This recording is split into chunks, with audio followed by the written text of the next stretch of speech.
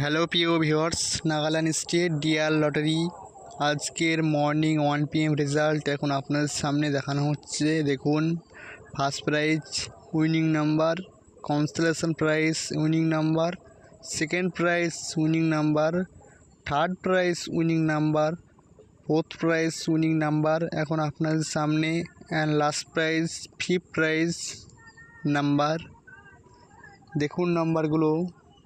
Subscribe করে রাখুন আমাদের চ্যানেলকে Nagaland state dear lottery result সবার আগে দেখার জন্য।